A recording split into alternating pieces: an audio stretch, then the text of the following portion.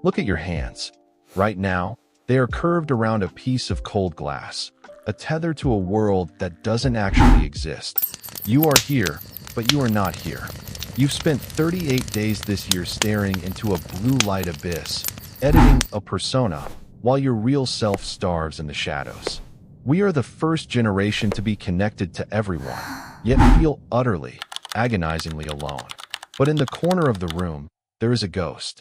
Someone who doesn't post. Someone who doesn't like. Someone who has reclaimed their soul from the algorithm. You think they're missing out? No, they are the only ones truly living. While you are performing for an audience that isn't watching, they are mastering the silence. Are you brave enough to be forgotten? Or are you just a data point waiting for permission to exist? Fan 1. Imagine you're at a concert. The bass is thumping in your chest, the lights are blinding, but when you look around, you don't see eyes. You see a sea of glowing screens. Everyone is capturing the moment, yet no one is in it. We've become historians of our own lives before we've even lived them. This is the persona, the digital mask Carl Jung warned us about. We spend hours surgically editing our reality, terrified that if we don't post it, it didn't happen. We've traded our peace for a like, a hit of dopamine that F. Skinner proved could turn us into lab rats, endlessly pressing a button for a crumb of validation. But there's always that one person, the one who isn't recording. They're just there. To the world, they're a ghost. To the algorithm, they're dead. But like a cat watching a frantic crowd from the shadows, they see the truth. We are performing for an audience that isn't even watching. The pain you feel at 2 a.m., scrolling through someone's perfect life, that's not envy. That's your soul grieving for its own presence. Are you living, or are you just the camera operator for a life you're too busy to enjoy? The Skinner box and the death of true desire. Welcome to the digital laboratory of your own life. F. Skinner, the father of behavioral psychology, once proved that a pigeon would peck a lever to exhaustion if the reward was unpredictable. He called it variable ratio reinforcement. Today, that glass rectangle in your hand is that lever. Every swipe down to refresh your feed is the same desperate, mechanical peck of a lab rat. You aren't looking for connection. You are a biological machine hunting for a hit of dopamine to silence the screaming, hollow void inside your chest. But let's talk about the bitter taste of that void. You are surrounded by friends you'll never hug and followers who won't attend your funeral. This is the digital solitude, a cold, clinical loneliness that Sigmund Freud might have linked to the Todesstreib, the death drive. It is slow, rhythmic self-destruction. You spend your nights scrolling through the glowing highlights of strangers, watching lives you will never lead, while your own reality gathers dust. You are starving at a banquet of images. Viktor Frankl, a psychiatrist who survived the horrors of the Holocaust, famously said, "Between stimulus and response there is a space. In that space it is our power to choose our growth and our freedom." Look at your hands. Where's that space now? The notification pings, and you twitch. The red bubble appears, and you obey. Social media hasn't just captured your attention, it has murdered the space where your soul used to live. You have traded your free will for a stream of data. You are no longer the architect of your desires. You are a data point in an algorithm designed to keep you hungry, never full. The bitterness cuts deeper when you realize you are suffering from a global inferiority complex, a term Alfred Adler used to describe the soul-crushing weight of feeling less than. You look at a filtered face and suddenly, your own skin feels like a cage. You see a staged vacation and your own living room feels like a prison cell. You are exhausted because you are running a race on a treadmill powered by someone else's vanity. We are the first generation in history to be connected to everyone and yet feel utterly, agonizingly alone. We have replaced the warmth of a gaze with the cold flicker of a pixel. You are shouting into a canyon of echoes, hoping a like will tell you that you exist. But as the screen dims at 3 a.m., the silence is deafening. The algorithm doesn't love you. It doesn't even see you. It just wants your pulse. It's time to stop pecking the lever. It's time to realize that the cage door has been open this whole time. You were just too busy scrolling to notice. The architecture of silence and the power of being invisible. If social media is a theater, then those who walk away have realized the most terrifying truth of all. The stage is empty, and the audience is made of ghosts. Abraham Maslow spoke of self-actualization, the peak of human existence. But you cannot reach the top of the pyramid if you are stuck in the basement, begging for the esteem of strangers. The person who quits scrolling has reclaimed their executive function, the part of the brain that Daniel Kahneman calls System 2, the slow, deep, deliberate thinking that makes us human. While the world is drowning in System 1, the impulsive, shallow twitch of a like, the non-user is building an inner cathedral of focus. Sigmund Freud once noted that words have a magical power. They can either bring the greatest happiness or deepest despair. But in the digital age, words have been cheapened into content. The silent observer, the one without an Instagram, understands this sacredness of the unseen. They know that a memory is more powerful when it isn't shared. When you don't document a moment, you consume it. It becomes part of your bone and marrow, not a file on a server in California. There is a profound, almost cruel beauty in their loneliness. It is what Carl Rogers called congruence, when your inner self matches your outer world. They are not performing. They are not branding. Like a cat sitting in a window, they are perfectly content in their own skin, watching the frantic, pixelated world go by. They have escaped the panopticon, the prison where you behave because you think you are always being watched. The bitterness you feel when you see them isn't pity. It's envy. You envy their silence. You envy their 38 days of reclaimed life. You envy the fact that they don't need a screen to know they exist. They have found the ultimate life hack. To be happy, you must be willing to be forgotten. The funeral of your own presence and the resurrection of the real. Let's be honest, for a moment. Honesty is a rare currency in a world of filters. When was the last time you sat in a room and truly inhabited your own body? Not as a camera operator, not as a caption writer, but as a living, breathing soul? Erich Fromm, in his haunting masterpiece To Have or To Be, warned us of this exact spiritual decay. We have moved from a society of being, of experiencing the raw, unedited pulse of life, to a society of having. We have memories stored on a cloud. We have 5,000 friends in a digital ledger, but we have lost the ability to simply be. Think about the last family dinner or the last sunset you witnessed. You didn't just see it. You felt an immediate, frantic itch to frame it. That itch is a funeral. Every time you lift your phone to capture a moment, you are essentially killing it.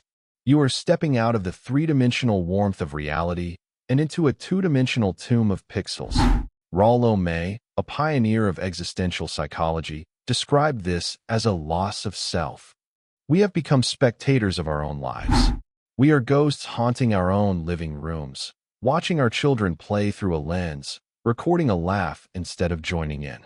There is a bitter, cold irony in our digital connectivity. We are the most connected generation in human history, yet we are dying of a thirst for intimacy that no double tap can quench. As Carl Rogers suggested, we are suffering from an extreme incongruence. The person you pretend to be on your profile is a flawless, successful, smiling deity. The person sitting on the edge of the bed at 3 a.m., illuminated by the blue light of a smartphone, is lonely, exhausted, and feeling profoundly not enough. You are exhausted because you are forced to be the PR agent for a version of yourself that doesn't exist. But look at the non-user. Look at the person who doesn't need to broadcast their morning coffee to feel that the caffeine is working. They are practicing what Soren Kierkegaard called subjectivity. To them, the truth isn't found in a comment section. It's found in the silence of their own thoughts. They have reclaimed 38 days a year that you are donating to a multi-billion-dollar corporation in exchange for a few drops of cheap validation. They are spending those 38 days reading books that change their DNA, building relationships that don't need a status update to be valid, and sitting with their own boredom until it blossoms into creativity. The bitterness you feel right now is the realization that your attention, The most sacred thing you own has been stolen. You have been told a lie that visibility equals value. But the person who walks away from the screen knows the ultimate secret. The most beautiful parts of your life are the ones that no one will ever see. They are the private jokes, the silent tears, the moments of grace that belong only to you and the universe. Ask yourself, if your phone died tonight and every record of your digital life vanished, who would you be? Would there be anything left of you in the real world?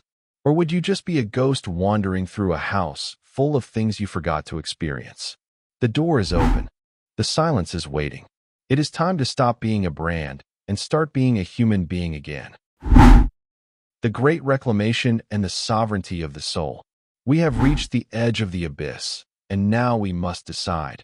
Will we jump back into the noise, or will we finally learn to fly in silence? Carl Jung once whispered a warning that resonates through the Silicon Valleys of our modern era. The world will ask you who you are, and if you don't know, the world will tell you.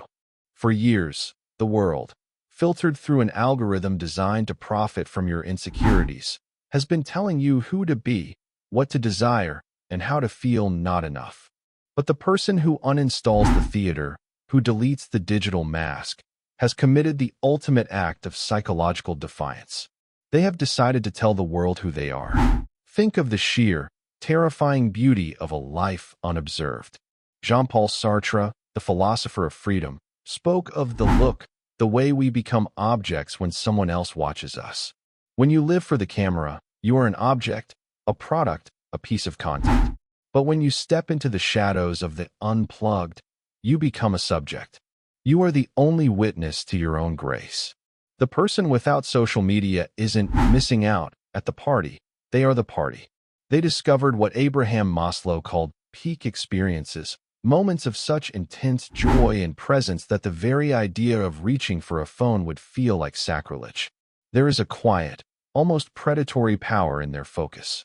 While the rest of us are suffering from what William James called fragmented attention, our minds scattered like glass across 1,000 notifications, the non-user is whole. They can sit with a book for 3 hours and emerge changed. They can walk through a forest and hear the trees, not the simulated chime of a like. They have reclaimed their circadian rhythms and their internal locality of control. They don't wait for a comment section to tell them their opinion is valid. They anchor their truth in the marrow of their own experiences. But let us touch the bruise one last time. Why does it hurt to watch them?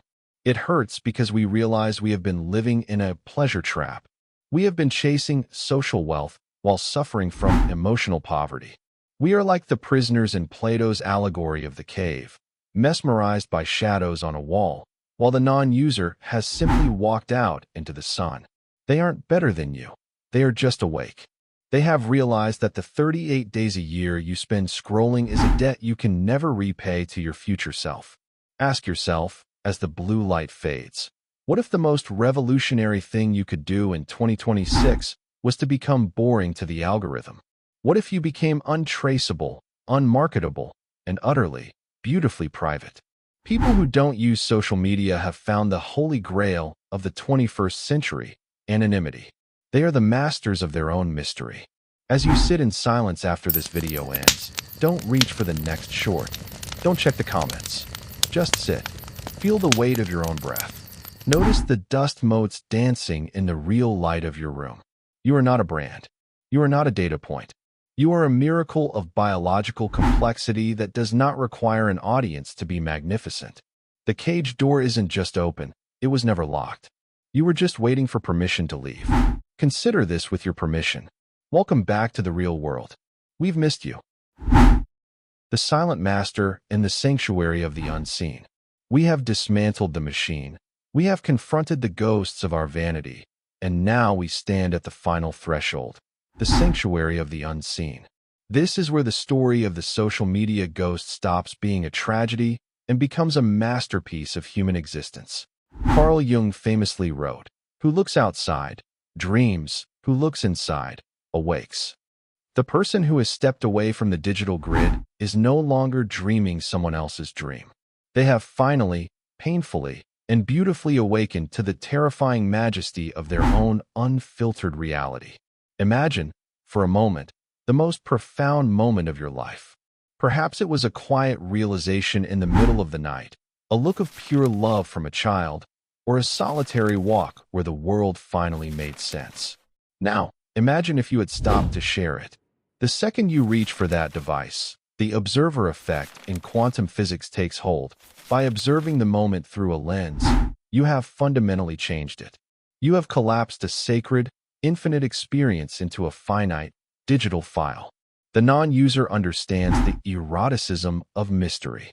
They know that some things are too beautiful to be seen by 500 strangers.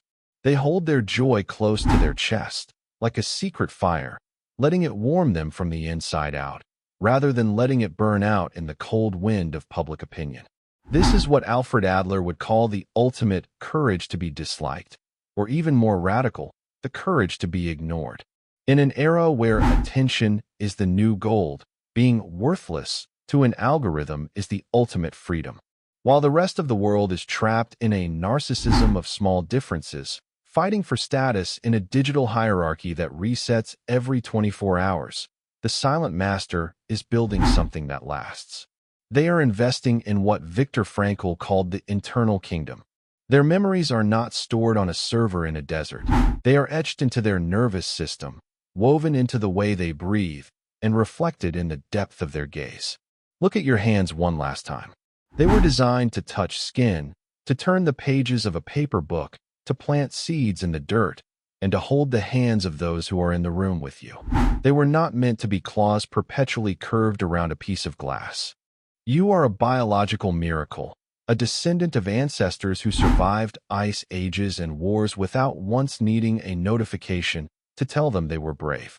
You carry their blood, but you are drowning in a sea of blue light that makes you forget your own strength. The person who walked away from the screen isn't better than you. They are you, stripped of the noise. They are the you that existed before the world told you that your worth was a number on a profile. They are the you that can sit in a garden and feel the wind without wondering how to describe it in a caption. As the screen fades to black, the question isn't whether you should delete your accounts. The question is, are you brave enough to be the only witness to your own life? The credits are rolling on the performance. The theater is empty. The lights are coming up. Outside the door, the world is waiting, unfiltered, unedited, and achingly real. It doesn't have a follow button. It only has a path. And for the first time in a long time, you are the only one who gets to decide where it leads. Step out. The silence is not a void. It is a beginning. The epilogue, the unplugged symphony. The video is ending. In a few seconds, the algorithm will try to shove another short, another trend, another distraction into your eyes. It is terrifying of what happens next. It is terrifying of the silence. Carl Jung once said, "Your visions will become clear only when you can look into your own heart. But you cannot hear your heart when 500 strangers are shouting in your ear." The person who lives without social media has found the most expensive luxury in the world, the ability to be bored. In that boredom, they find the self. In that stillness, they find the divine. Look at the room around you. Really look at it. The way the shadow falls on the floor, the sound of the wind, the texture of the air. This is it. This is your life. It doesn't need a filter. It doesn't need a caption. It doesn't need a like to be magnificent. It is magnificent because it is yours. You are not a ghost in a machine. You are a miracle in a suit of skin and bone. The person who walked away from the screen didn't lose the world. They regained the universe. They realized that the most important update is the one happening inside their own soul, right now, in this very breath. The screen is about to go black. When it does, don't reach the next fix. Just sit in the dark for 1 minute. Listen to your own heartbeat. That rhythm is the only notification that truly matters. In a few seconds, this screen will go dark. And for the first time today, you will be faced with a choice. The algorithm is already waiting to feed you the next distraction, to keep your eyes glued to the glass, to steal another minute of your 38 days. It wants your pulse. It wants your noise. Don't give it to it.